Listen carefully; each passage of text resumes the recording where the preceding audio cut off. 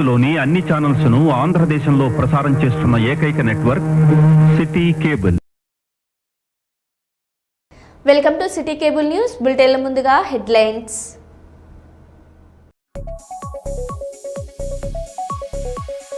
తెలంగాణలో మొదలైన సరస్వతి పుష్కరాలు.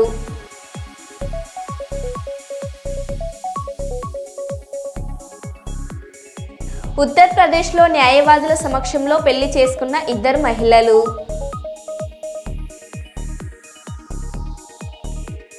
మెడికల్ కాలేజ్ క్యాంటీన్ రాజుకుంటున్న వివాదం.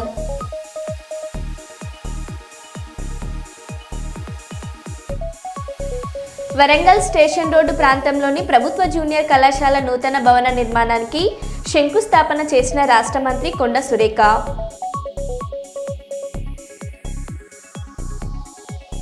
ప్రైవేట్ గుండాల పర్యవేక్షణలో జరిగిన పర్యావరణ ప్రజాభిప్రాయ సేకరణను తక్షణమే రద్దు చేయాలి డివైఎఫ్ఐ.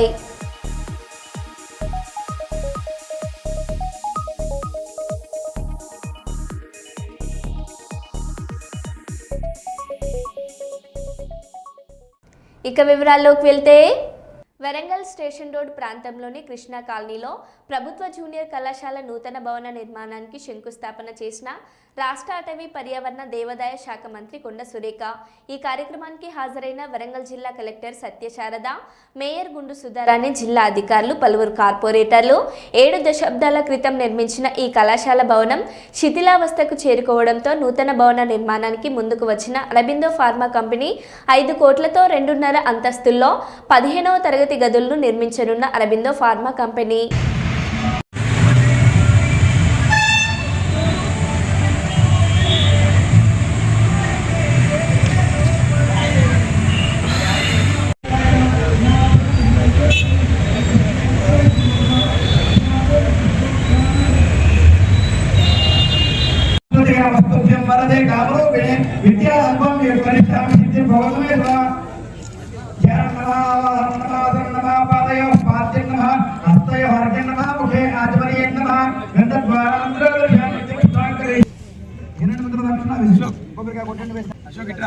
నమస్కారాన్ని సమర్పయామి.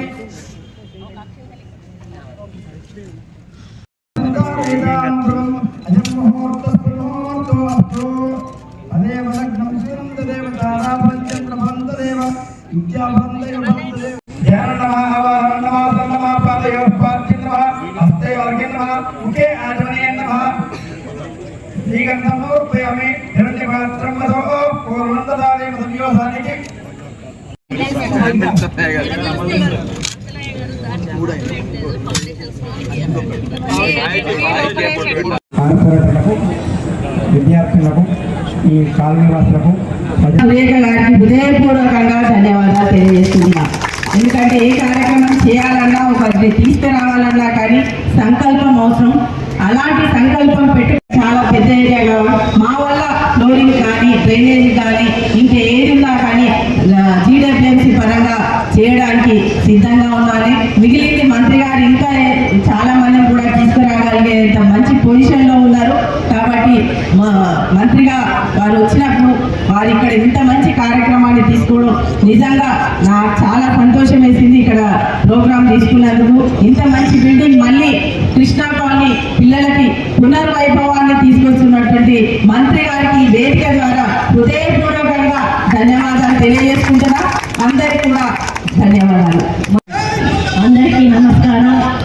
ఈరోజు కృష్ణా కాలేజ్ ఆవరణలో మరి పాత బిల్డింగ్ పడిపోతుంది, పిల్లలకు కొంచెం హానికరంగా ఉంది అని డిపార్ట్మెంట్ వాళ్ళు చెప్పినప్పుడు అది డిస్మెంటల్ చేయాల్సిన అవసరం వచ్చినప్పుడు కలెక్టర్ గారు మరి మా దృష్టికి తీసుకురావడం జరిగింది. అంతకుముందు కొండా మురళీధరరావు గారు కూడా ఇక్కడ నీళ్ళు వచ్చి పిల్లలు అల్లరి అదే పిల్లలు వచ్చి కూర్చుని ధర్నా చేసినప్పుడు కూడా వారు వచ్చి ఇక్కడి వరకు సీసీ చేపించి పిల్లలకు ఇబ్బంది రాకుండా చేయడం జరిగింది. మరి ఈరోజు దాన్ని కొత్త బిల్డింగ్ కట్టుకునే మరి శాంక్షన్స్ తెచ్చుకొని ఈరోజు ఫౌండేషన్ వేసుకున్న సందర్భంలో మరి విచ్చేసినటువంటి మేయర్ గారికి, కలెక్టర్ గారికి, అరవిందో ఫార్మసీ నుంచి వచ్చినటువంటి సదానంద రెడ్డి గారికి, మరి ప్రిన్సిపల్ గారికి, వేదిక మీద కూర్చున్నటువంటి కార్పొరేటర్లకు, డిఓ గారికి, ఎంఆర్ఓ గారికి, ఇతర అధికారులకు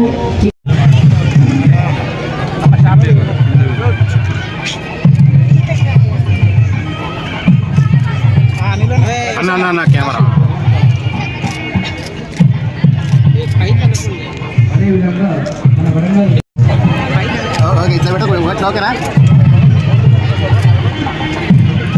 ఊరుగల్లు అంటేనే మహిళా శక్తి. లేకపోతే మన వరంగల్ జిల్లా కలెక్టర్ గారు ఎంతో ఖచ్చితమైనటువంటి శ్రద్ధ తీసుకొని కళాశాల ఈరోజు స్థితికి వచ్చిందంటే మేడంకి తోడు మీద ఉంది, గౌరవ మంత్రివర్గ గారికి తోడు మీదుగా ఉంది. ఈరోజు ఇంతవరకు మనం తీసుకొచ్చిన ముఖ్యంగా కలెక్టర్ గారికి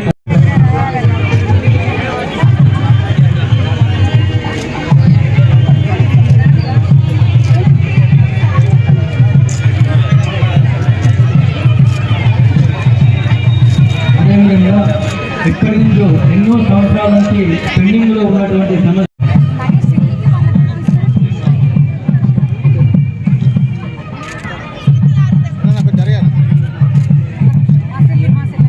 వరంగల్ బీజేపీ రాష్ట్ర నాయకులు ఎర్రబెల్లి ప్రదీప్రావు ఆధ్వర్యంలో ఓ సిటీలోని ఎర్రబెల్లి క్యాంప్ ఆఫీసులో విలేకరుల సమావేశం ఏర్పాటు చేశారు. ఈ సందర్భంగా ప్రదీప్రావు మాట్లాడారు.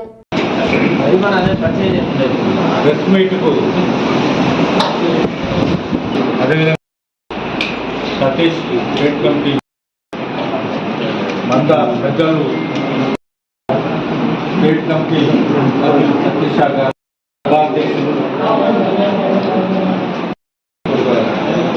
మా ఇద్దరు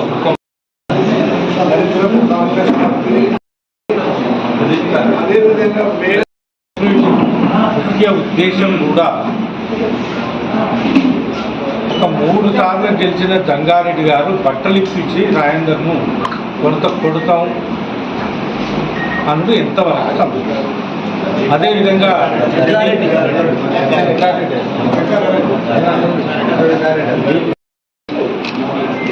ఈటల రాజేందర్ అనే వ్యక్తి 7 సార్ల ప్రజలతో ఎన్నుకోబడ్డ ఎమ్మెల్యే, మొన్నటిసారి పార్లమెంటు మెంబర్. ఆల్మోస్ట్ ఆల్ దేశంలో అత్యధిక ఓటర్స్, అత్యధిక ఎడ్యుకేటర్స్ ఉన్న ప్రాంతం నుంచి సుమారు 3,50,000 మెజార్టీతో గెలిచిన వ్యక్తి. అట్లాంటి వ్యక్తిని నీ కులమేంది మేము అనదలుచుకుంటే అనరాదా? వాళ్ళ దేశాధ్యక్షుడు సోనియా గాంధీది ఏ కులం, రాహుల్ గాంధీది ఏ కులం? మేము ఎప్పుడన్నా అడిగినాం భారతీయ జనతా పార్టీ నాయకులు? నువ్వు అన్నట్టుగా బట్టలు ఇప్పి కొడతా అంటే మాకు కూడా ఆయన అనరాదా? కానీ భారతీయ జనతా పార్టీ ఏ రోజైనా అట్లాంటి మాటలు మాట్లాడి ఈటల రాజేందర్ గారు అన్నది ఏంది? ఒక కమిషనర్ పర్మిషన్ ఇస్తాడు, ఒక తహసీల్దార్ లేఅవుట్ ఇస్తాడు, ఇంకోళ్ళు వచ్చో ఇట్లా అని కూలగొడతా అంటారు. ఇది ఎంతవరకు సమంజసం? ఇట్లాంటి తుగ్లన్ పరిపాలన చేయకన్నారు.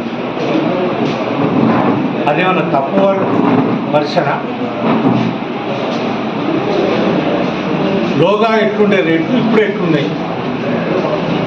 ఇవన్నీ ఏదన్నా ప్రతిపక్షాలు సూచనలు ఇస్తే దాన్ని చదువుకొని ముంగడిపోవాలి. వ్యక్తుల ఇల్లు ముట్టడిస్తాం, నేను గుండాయిజమా? ప్రజల అధికారంలోకి ఇచ్చింది గుండాయిజమా? మరి ఏందో చెప్పు రాహుల్ గాంధీ కులం నువ్వన్నా? ఇట్లాంటి పిచ్చి కులాలు గిలాలు మాట్లాడు సమంజసం కాదని మీ ద్వారా తెలియజేస్తూ, ఇట్లాంటి అక్కరాని మాటలు ఏ కాంగ్రెస్ నాయకులు మాట్లాడినా రాబోయే రోజుల్లో భారతీయ జనతా పార్టీ సైనికులు చూస్తూ ఊరుకోరని హెచ్చరిస్తూ, ఎందుకంటే పెద్దలు చాలామంది కూడా ఉన్నారు, పెద్ద పెద్ద నాయకులు, మహానుభావులు, వాళ్ళందరూ కూడా మనిషి 2 నిమిషాలు మాట్లాడాల్సిందిగా కోరుకుంటూ మీరు కూడా దయచేసి కోర్టు వినాలని పూర్తిగా థ్యాంక్ యూ. పెట్టారు, మేము దాన్ని ఎప్పుడు వద్దనలేదు. కాకపోతే ఇది మంచి టైం కాదని. కానీ ఈ డబ్బాలు చిన్న చిన్నలను తీసేసి ఎంతవరకు సమంజసం? అంటే కాంగ్రెస్ పరిపాలన ఏ విధంగా గిదా అదిగా తొందరగా వాళ్ళు వస్తాడని ఫుట్పాత్ మీద ఉన్న వ్యాపారస్తులను తొలగిస్తుంది ఎంతవరకు సమంజసం? అదొకసారి ఇప్పటికైనా బుద్ధి తెచ్చుకొని ఇట్లాంటి పనులు, ఎందుకంటే మన దగ్గర మంత్రులు ఉన్నారు, ప్రజలకు అవసరమే పనులు చేయండి. యుద్ధ వాతావరణం మీద కూడా నెగిటివ్గా మాట్లాడతాం. అదేవిధంగా కాల్పుల విషయంలో కానీ, మన సైనికుల యొక్క ధైర్య సాహసాల విషయంలో కానీ, ప్రతి విషయంలో కూడా అనుమానాలు, ప్రూఫ్ జరిగిందా, ప్రూఫ్ ఏది అనే ఒక వాతావరణం కాంగ్రెస్ పార్టీ నాయకులు పైనుంచి కూడా కిందాక రావడం వల్ల ఆ జబ్బు కింది స్థాయిలో నాయకులు కూడా వచ్చేసింది. మేము ఒకటి అడుగుతా ఉన్నాం, ఈ మధ్య జగ్గారెడ్డి ఒక సినిమా తీస్తాడు, విలన్ లెక్కున్నాడు, గడ్డం, వేషం, కథ, కార్ఖాన, విలన్ నిజంగా చూసినట్టు అనిపించింది. ఒక విలన్ హీరోతో మాట్లాడినట్టుగానే మనం జగ్గారెడ్డి మాట్లాడినట్టు విలన్ సినిమాల ఆ సినిమా ప్రభావం ఆయన మీద పడ్డట్టున్నది పూర్తిగా. పూర్వకాలం చూస్తే అసలు ఆ జగ్గారెడ్డి చూస్తే భయపడే పరిస్థితి ఉన్నది. అట్లాంటి వ్యక్తి ఆయన మాట్లాడుతూ ఉంటాడు. మేము ప్రధానంగా ఒక వరంగల్ పర్యటనలో భాగంగా 1000 స్తంభాల ఆలయానికి చేరుకున్న మిస్ వరల్డ్ పోటీదారులకు వరంగల్ పార్లమెంట్ సభ్యురాలు డాక్టర్ కడియం కావ్య పుష్పగుచ్చం అందజేసి ఘనస్వాగతం పలికారు. అనంతరం 22 మందితో కూడిన సుందరీమణుల బృందం నగరంలోని 1000 స్తంభాల ఆలయ నిర్మాణం శిల్ప వైభవాన్ని సందర్శించారు. ఈ కార్యక్రమంలో శాసనసభ్యులు నాయిన్ రాజేందర్ రెడ్డి, మేయర్ గుండు సుధారాణి, కుడా చైర్మన్ వెంకట్రామరెడ్డి, జిల్లా కలెక్టర్ ప్రావీణ్య, ఇతర అధికారులు తదితరులు పాల్గొన్నారు.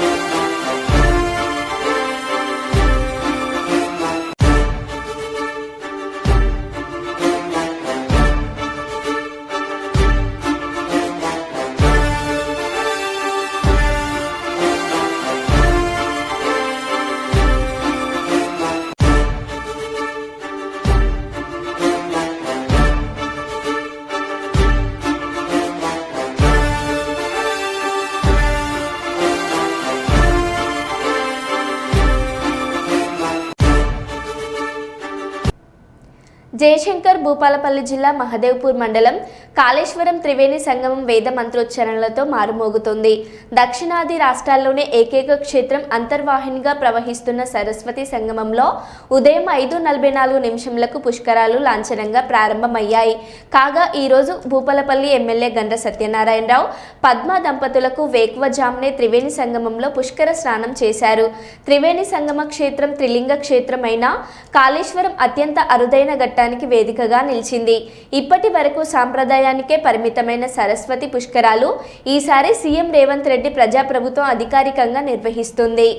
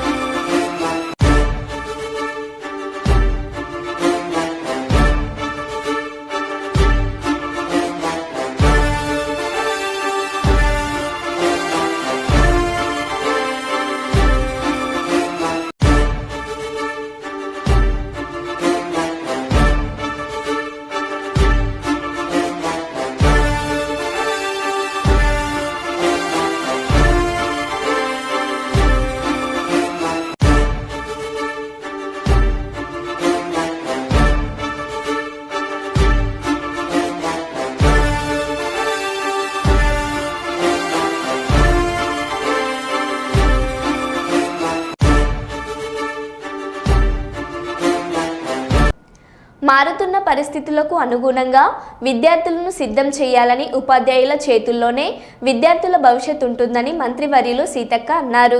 బుధవారం గోవిందరావుపేట మండలం చల్వాయి మోడల్ స్కూల్లో, అదేవిధంగా జిల్లా పరిషత్ పాఠశాలలో ఉపాధ్యాయులకు గత 2 రోజులుగా నిర్వహిస్తున్న శిక్షణ తరగతులను పరిశీలించారు. ఈ సందర్భంగా మంత్రివర్యులు సీతక్క మాట్లాడారు. ఆ రకంగా నేను పునాది పడడానికి నాకు సాంబయ్య సార్ మా ఊర్లో, అంటే వాళ్ళ వేరే ఊరు కానీ రోజు వచ్చి సైకిల్ మీద వచ్చి మాకు పడి చెప్పలేదు. వారు ఎప్పుడు కూడా మా జీవితంలో గుర్తుంటారు, కానీ ఇప్పుడు లేరు. సో మా గురువు గారికి మీ అందరి ముందు పాదాభివందనాలు. నేను లాయర్ కావాలనుకున్నా. సో 10th అయిపోగా నక్సలేట్ అయినా. తర్వాత మళ్ళీ బయటకు వచ్చినాక నేను నా యొక్క టార్గెట్ను రీచ్ కావాలని మళ్ళీ లా ఎంట్రన్స్ రాసి ఎగ్జామ్లో పాస్ అయ్యి మంచి ర్యాంకు తెచ్చుకొని లాయర్గా పనిచేస్తూ ఏదైతే నేను కోర్టులలో కేసులు తిరిగి ఉన్నానో అదే కోర్టులో ఏ లాయర్ అయితే నా కేసులు ఆర్గ్యుమెంట్ చేసిండో అదే అడ్వకేట్ దగ్గర జూనియర్గా జాయిన్ అయ్యి అదే కోర్టులో కోర్టుతోటి అదే జడ్జి ముందు వరంగల్ కోర్టులో లాయర్గా వచ్చిన. అది నా first dream. I reach that.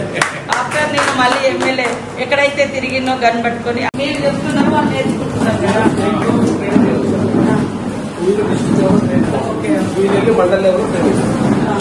మళ్ళీ వీళ్ళు మండలి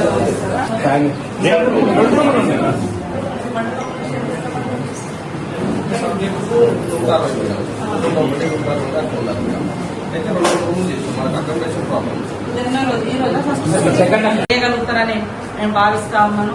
సో ఈ రోజు మరి ఇక్కడ క్లాసెస్ జరుగుతున్నాయని ఈ రోజు పేపర్లు చూస్తున్నాను. నాకు వాస్తవంగా మన వాళ్ళు కూడా చెప్పలేదు.